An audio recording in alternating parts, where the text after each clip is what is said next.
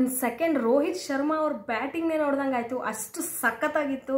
ಯಪ್ಪ, ಡಾರ್ಲಿಂಗ್ ಕೃಷ್ಣ ನಿಜವಾಗ್ಲೂ IPLಗೆ ಬಂದರೆ ಹೆಂಗಿರುತ್ತೆ, ಸಖತ್ತಾಗಿರುತ್ತೆ ಅಂತ ಆ ಥರ ಇಮ್ಯಾಜಿನೇಷನ್ಗೆಲ್ಲ ಹೋಗ್ಬಿಟ್ವಿ. ಇದೇ ಥರನೇ ರೋಹಿತ್ ಶರ್ಮಾ ಅವರು ವರ್ಲ್ಡ್ ಕಪ್ಪಲ್ಲಿ 93 ರನ್ಸ್ ಹೊಡೆದಾಗ ಯಾವ ಥರ ಆನಂದ, ಖುಷಿ, ಅಪ್ಪ ಅದೇ ಆಸ್ಟ್ರೇಲಿಯನ್ ಫೀಲಿಂಗು ನೆನ್ನೆ ಬಂದಂಗೆ ಆಯಿತು ಅಂತ ಹೇಳಿದರೆ ನಿಜವಾಗ್ಲೂ ತಪ್ಪಾಗಲ್ಲ. ಆ್ಯಕ್ಚುಲಿ ಏನಪ್ಪ ಅಂತ ಹೇಳಿದ್ರೆ ಔಟೇ ಆಗಿಲ್ಲ ಫಸ್ಟ್ ಇನ್ನಿಂಗ್ಸಲ್ಲಿ. ಸೊ ಕೇವಲ 1 ವಿಕೆಟಿಂದ ಅಷ್ಟು ರನ್ಸ್ ಬರೋಕ್ಕೆ ಸಾಧ್ಯ ಆಯಿತು. ಹೆಂಗಪ್ಪ ಅಂತ ಹೇಳಿದ್ರೆ ನಿಜವಾಗ್ಲೂ ಅದು ಒಂಥರ ಮ್ಯಾಜಿಕ್ ಅಂತ ಹೇಳಿದ್ರೆ ತಪ್ಪಾಗಲ್ಲ.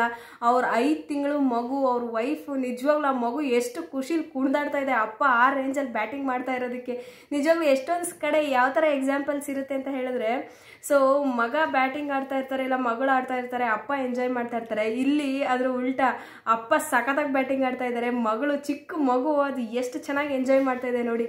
ಸೊ ಪ್ರತಿಯೊಂದ್ರ ಬಗ್ಗೆನೂ ಡಿಸ್ಕಸ್ ಮಾಡ್ತಾ ಹೋಗೋಣ. ಅದಕ್ಕೂ ಮುಂಚೆ ಯಾರೆಲ್ಲ ನಮ್ಮ ಯೂಟ್ಯೂಬ್ ಚಾನಲ್ನ ನೋಡ್ತಾ ಇದ್ದೀರಾ ದಯವಿಟ್ಟು ಸಬ್ಸ್ಕ್ರೈಬ್ ಮಾಡ್ಕೊಳ್ಳಿ.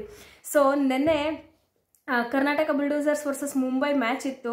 ಸೊ ಎಲ್ಲ ಆಲ್ಮೋಸ್ಟ್ 2 ಮ್ಯಾಚ್ಗಳನ್ನ ಗೆದ್ಕೊಂಡ್ಬಂದಿದ್ವಿ. ನಾವೇ ಟಾಪಲ್ಲಿರೋದು. ಸ್ಟ್ರೈಕ್ ರೈಟಲ್ಲಂತೂ, ರನ್ ರೈಟಲ್ಲಂತೂ ಸಿಕ್ಕಾಪಟ್ಟೆ ಟಾಪಲ್ಲಿದ್ದೀವಿ. ಸೊ ನಮ್ಮ ಹತ್ರಕ್ಕೂ ಯಾರು ಇಲ್ಲ ಅಂತ ಹೇಳಿದ್ರೆ ತಪ್ಪಾಗಲ್ಲ. ಆ ಲೆವೆಲಿಗೆ ನಮ್ಮ ಒಂದು ಬ್ಯಾಟಿಂಗ್ ಪ್ರದರ್ಶನ ಕಂಡು ಬರ್ತಾ ಇದೆ.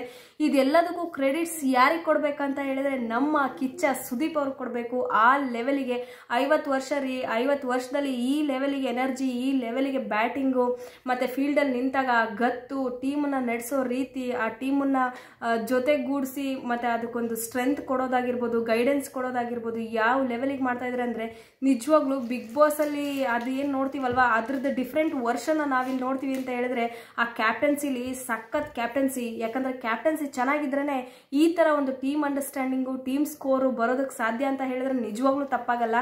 ಸೊ ಫಸ್ಟ್ ಹ್ಯಾಟ್ಸ್ ಆಫ್ ಏನಿದ್ರು ನಮ್ಮ ಕಿಚ್ಚ ಸುದೀಪ್ ಅವ್ರಿಗೆ ಹೋಗಬೇಕು. ಸೆಕೆಂಡ್ ಏನು ಬರ್ತಾರೆ ನೋಡು ಓಪನಿಂಗ್ ಬ್ಯಾಟ್ಸ್ಮನಲ್ಲಿ ನಮ್ಮ ರಾಜೀವ್ ಅವರು, ಹಾಗೆ ಡಾರ್ಲಿಂಗ್ ಕೃಷ್ಣ ಅವರು. ಮೂವಿಯಲ್ಲಿ ಎಷ್ಟು ಸಾಫ್ಟಾಗಿ, ಎಷ್ಟು ಇನ್ನಸೆಂಟಾಗಿ, ಕ್ಯೂಟಾಗಿ ಕಾಣ್ತಾರೆ ಡಾರ್ಲಿಂಗ್ ಕೃಷ್ಣ ಅವರು. ಬ್ಯಾಟ್ ಹಿಡ್ಕೊಂಡ್ರೆ ಹಂಗೆ ಒಂದು ರಾಕ್ಷಸ, ಭರ್ಜರಿ, ಒಂಥರ ಒಬ್ಬಟ್ಟು ಊಟ ಮಾಡ್ದಂಗಿತ್ತು. ಆ ಲೆವೆಲಿಗೆ ಬ್ಯಾಟಿಂಗ್ ಮಾಡಿದ್ರು. ಸೊ ಆ್ಯಕ್ಚುಲಿ ಫಸ್ಟ್ ಇನ್ನಿಂಗ್ಸಲ್ಲಿ ಆಲ್ಮೋಸ್ಟ್ 170+ ರನ್ಸ್ನ ಸ್ಕೋರ್ ಮಾಡ್ತಾರೆ. ಇವರಿಬ್ಬರೇ ಸೇರಿಕೊಂಡು ಜೊತೆ ಆಟ ಯಾವ ಥರ ಇರುತ್ತೆ ಅಂತ ಹೇಳಿದ್ರೆ, ಸೊ ಮುಂಬೈ ಅವರು ತಿಳ್ಕಾಡ್ತಾರೆ ಲಿಟ್ರಲಿ. ಯಾರನ್ನಾದ್ರೂ ಔಟ್ ಮಾಡಬೇಕು ಅಂತ ಹೇಳಿದ್ರೆ ಹುಡುಕಾಡ್ತಾ ಇದ್ದಾರೆ, ಹೇಗಾದರೂ ವಿಕೆಟ್ ಬರುತ್ತಾ ಅಂತ. ಕೇವಲ 33 ಬಾಲ್ಸಲ್ಲಿ 100 ಸ್ಕೋರ್ ಮಾಡ್ತಾರೆ ಅಂದರೆ ನಂಬ್ತೀರಾ? ರೋಹಿತ್ ಶರ್ಮಾ ಅವ್ರದ್ದು ಒಂದು ರೆಕಾರ್ಡ್ ಇತ್ತು. ಸೊ ಅದನ್ನು ಹತ್ತತ್ರ ಮುರಿದಾಕಿದ್ರು ಅಂತ ಹೇಳಿದ್ರು ತಪ್ಪಾಗಲ್ಲ. ಸೊ ಆ ಲೆವೆಲಿಗೆ ಬ್ಯಾಟಿಂಗ್ನ ಮಾಡಿದ್ರು. Super duper batting. ನಿಜವಾಗ್ಲೂ ಎಲ್ಲಿ ಇಷ್ಟು ದಿನ ಕಳೆದೋಗಿದ್ರು ಅಂತ ಹೇಳಿದ್ರೆ ತಪ್ಪಾಗಲ್ಲ. ನಿಜವಾಗ್ಲೂ ಇವರು IPLಗೆ ತಗೊಂಬಿಡಿ ಅನ್ನೋ ಥರ ನಾನೇ ಹೇಳ್ತಾ ಇದ್ದೀನಿ. ಅಷ್ಟು ಒಂದು ಖುಷಿ, ಎಕ್ಸೈಟ್ಮೆಂಟ್ ಬರ್ತಾ ಇದೆ. ಸೊ ನೆಕ್ಸ್ಟ್ ರಾಜೀವ್ ಅವರು ಅಷ್ಟೇ ಒಂದು 24 ರನ್ಸ್ ಏನೋ ಸ್ಕೋರ್ ಮಾಡ್ತಾರೆ. ಬಟ್ ಇವರಿಗೆ ಒಂದು ಬ್ಯಾಕ್ ಬೋನ್ ಸಪೋರ್ಟ್ ಅಂದರೆ ಆ್ಯಕ್ಚುಲಿ ಜೊತೆ ಆಟ ಯಾವಾಗ ಬರುತ್ತೆ ಗೊತ್ತಾ? ಒಬ್ರು ಯಾವಾಗ ಸಿಕ್ಕಾಪಟ್ಟೆ ಚೆನ್ನಾಗಿ ಆಡ್ತಾ ಇರ್ತಾರೆ ಅವ್ರ ಜೊತೆಗೆ ನಿಂತು ಇವರು ಸಪೋರ್ಟ್ ಮಾಡಬೇಕು, ಇವರು ಬಾರಿಸೋದಲ್ಲ. ಸೊ ಆ ರೀತಿ ಒಂದು ಸಪೋರ್ಟನ್ನು ಇವರು ಚೆನ್ನಾಗಿ ಕೊಟ್ಟರು ಅವ್ರಿಗೆ ಅಂತ ಹೇಳಿದ್ರೆ ನಿಜವಾಗ್ಲೂ ತಪ್ಪಾಗಲ್ಲ. ಅದಾದಮೇಲೆ ಇವ್ರು ಔಟ್ ಆಗ್ತಾರೆ ರಾಜೀವ್ ಅವರು. ಸೊ ನೆಕ್ಸ್ಟ್ ಬರುವಂಥವ್ರು ಚಂದನು 1 ರನ್ ಸ್ಕೋರ್ ಮಾಡ್ತಾರೆ. ಸೊ ಅಷ್ಟೊತ್ತಿಗೆ ಮ್ಯಾಚ್ ಮುಗಿಯುತ್ತೆ ಫಸ್ಟ್ ಇನ್ನಿಂಗ್ಸು. ಸೊ ಫಸ್ಟ್ ಇನ್ನಿಂಗ್ಸಲ್ಲೇ 176ನ ಟಾರ್ಗೆಟ್ನ ಇವ್ರು ಫಿಕ್ಸ್ ಮಾಡಿಬಿಡ್ತಾರೆ. ಸೊ ಅದಾದಮೇಲಂತೂ ನಿಮಗೆ ಗೊತ್ತು, actually first innings second innings ಸೇರಿಸಿದ್ರೇ 176 ಸ್ಕೋರ್ಸ್ನ ಕಲೆ ಹಾಕೋದು ಕಷ್ಟ. ಅಂಥದ್ರಲ್ಲಿ ಫಸ್ಟ್ ಇನ್ನಿಂಗ್ಸಲ್ಲೇ 10 ಓವರಲ್ಲೇ ಈ ಲೆವೆಲಿಗೆ ಸ್ಕೋರ್ ಕೊಟ್ಬಿಟ್ರೆ ಅವ್ರು ನಿಜವಾಗ್ಲೂ ಗಾಬರಿಲೇ ಹೆಂಗೆ ಆಡ್ಬೇಕಂತಾನೆ ಗೊತ್ತಾಗಿಲ್ಲವೇನೋ, ಒಂಥರ ಸ್ಟನ್ನಿಂಗ್ ಆಗಿ ಹೋಗ್ಬಿಟ್ರೇನೋ ಅವರು ಅಂತ ಅನ್ನಿಸ್ತು ನಿಜವಾಗ್ಲೂ. ನೆಕ್ಸ್ಟ್ ಸೆಕೆಂಡ್ ಇನ್ನಿಂಗ್ಸಲ್ಲೂ ಅದೇ ರೀತಿ ಸ್ಕೋರ್ಸ್ ಬಂತು. ಸೆಕೆಂಡ್ ಇನ್ನಿಂಗ್ಸಲ್ಲಿ ನಮ್ಮ ಕರ್ನಾಟಕ ಅವ್ರದ್ದು 127 ಫಾರ್ 3 ಅಂದರೆ 3 ವಿಕೆಟ್ಸು ಕಳ್ಕೊಂಡ್ರು. ಬಟ್ ಆಲ್ರೆಡಿ ಏನು ನಮ್ಮ ಹತ್ರ ಒಂಥರ ನಂಬಿಕೆ ಇತ್ತು ಏನು ಅಂತ ಹೇಳಿದ್ರೆ ಆಲ್ರೆಡಿ ಸ್ಕೋರ್ಸ್ ಬಂದಿದೆ ಬಿಡಿ, ನಾವೇ ಗೆಲ್ಲೋದು ಅಂತ ನಾವು ಆಲ್ರೆಡಿ ಫಿಕ್ಸ್ ಆಗಿ ಹೋಗಿದ್ವಿ. ಸೊ ಹಾಗಾಗಿ ಸೆಕೆಂಡ್ ಇನ್ನಿಂಗ್ಸ್ ಏನು ಬ್ಯಾಟ್ ಸ್ಕೋರಿಂಗ್ ಇಲ್ಲ, ಸೊ ಸಖತ್ ಸ್ಕೋರಿಂಗ್. ಅದು ಕೂಡ 127 ಅಂದರೆ ಏನು ಕಮ್ಮಿನಾ? ಸೊ ಸೂಪರ್ ಆಗಿತ್ತು. ಸೊ ಅವ್ರದ್ದು ಏನಪ್ಪ ಫಸ್ಟ್ ಇನ್ನಿಂಗ್ಸ್ ಮುಂಬೈ ಅವ್ರದ್ದು ಅಂತ ಹೇಳಿದ್ರೆ ಸೊ 100 ಫಾರ್ 7. ಸೊ 100ಗೆ ನಮ್ಮ ಇಲ್ಲಿ ಕಂಪ್ಯಾರಿಸನ್ ನೋಡಿ. ಸೊ ನಾವು ಇಬ್ಬರು ನಿಂತ್ಕೊಂಡೆ 100 ಹೊಡೆದ್ವಿ, ಅವರು ಇಬ್ಬರು ಅಂದರೆ ಆ 100 ಸ್ಕೋರ್ ಮಾಡೋದಕ್ಕೆ 7 ವಿಕೆಟ್ನ ಕಳ್ಕೊಂಡ್ರು ಮುಂಬೈ ಅವರು. ಸೊ ಸಖತ್ ಒಂದು ನಿಜವಾಗ್ಲೂ ಅವ್ರು ನೆನ್ನೆ ಮಲ್ಕೊಂಡಿರಲ್ಲ ಅಂತ ಅನ್ಕೊಳ್ತೀನಿ, ಇದನ್ನ ನೆನೆಸ್ಕೊಂಡೆ ಮ್ಯಾಚ್ನ. ಸೊ ಆ ಲೆವೆಲಿಗೆ ನಮ್ಮ ಕರ್ನಾಟಕ ಬುಲ್ಡೋಸರ್ಸು ಅವ್ರಿಗೆ ಕಾಟ ಕೊಟ್ಟಿದ್ದಾರೆ ಅಂತ ಹೇಳಿದ್ರೆ ನಿಜವಾಗ್ಲೂ ತಪ್ಪಾಗಲ್ಲ.